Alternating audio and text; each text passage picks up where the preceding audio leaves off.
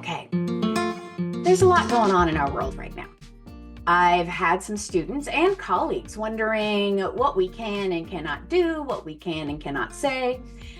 So I have provided, the college provided, and I have put this information into our Brightspace site. This information is meant to give you further information and relate it to your specific situation. There are links to our local immigration resources. There are also links to the college policies about who's allowed on campus and in what areas. We also have free legal assistance to all Madison College employees and students. So the link is in our resource section for that as well. If you have problems finding this information, reach out. I can point it out to you. Okay, small group, let's talk about what's going on this week. So yesterday, you should have submitted chapters 3 and 4 for our small group. I understand that there were some concerns from folks about not being able to access which questions you got wrong on the retakes. So I have changed all of the quiz settings to show only the questions that you got wrong. Hopefully this will make it easier for you. Also, you've been put into a group. Make sure you're communicating with your group. In a couple of weeks, our first group project is due. So you need to get together with your group and come up with a name. Come up with your logo. And then your group can decide on your group motto. Make sure that everybody has turned in and posted the bios.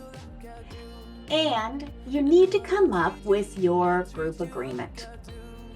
Spend some time on this. Your group agreement are guidelines as to what is expected of group members and what happens if those expectations are not met. So think about if a group member misses a meeting, if a group member does not turn in or provide the information they said they would, how is the group going to manage that? Now, this doesn't have to be a punitive thing. It just needs to be an agreement on what the group will do. So if a member of the group is unable to complete their tasks, the group may want to put in writing as part of the group agreement that anyone thinking they may not be able to complete the task should contact other group members 24 hours at least before that work is expected by the group and reach out for help.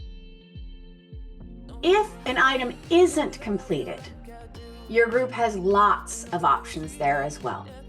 But make sure you've talked through those different options.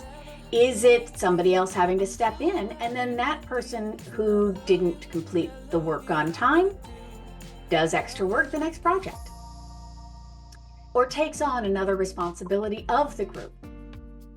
You can also decide that it's a more punitive situation, but it is up to the group and the group must agree.